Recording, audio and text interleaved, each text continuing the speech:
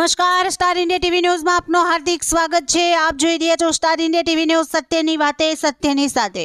મહીસાગર જિલ્લામાં આશ્રમ શાળામાં શિક્ષિકાને બદલે તેની માતા ફરજ બજાવતી હોવાનું પકડાયું।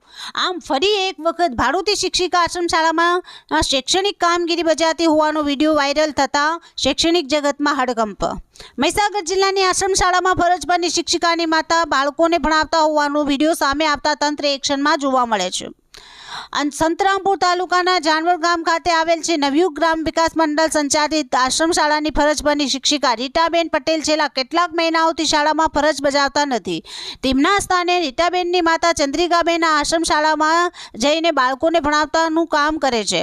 આમ નકલી શિક્ષકનો સંતરામપુર તાલુકામાં પર્દાફાશ થતા તેની હકીકતોની જાણ આદિજાતિ વિકાસ અધિકારી વગટુ અને આશ્રમ શાળા દાહોદને તથા વિભાગ ઊંઘમાંથી સફાળું જાગેલ અને તમામ આશ્રમ શાળામાં લેખિતમાં જાણ કરી નિયમાનુસાર સંચાલન કરવાની જાણ કરીને માત્ર સંતોષ માનેલ જોવા મળે છે।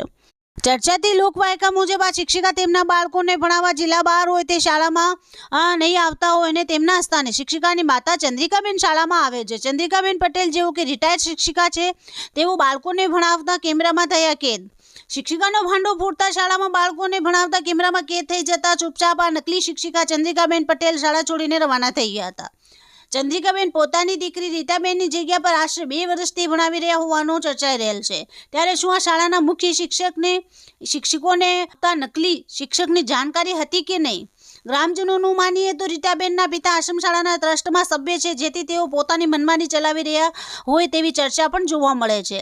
અગાઉ પણ મહીસાગર જિલ્લામાં ભાડુતી શિક્ષિકા શાળામાં ભણાવતા હોવાનો વિડીયો સામે આવ્યા હતા અને ફરી જાનવડ આશ્રમ શાળા નકલી શિક્ષિકા ઝડપાતા તંત્ર સામે અનેક સવાલો ઊભા થયા છે। Star India TV news reporter Mustak શિભાઈ, સંતરામપુર, જિલ્લો મહીસાગર।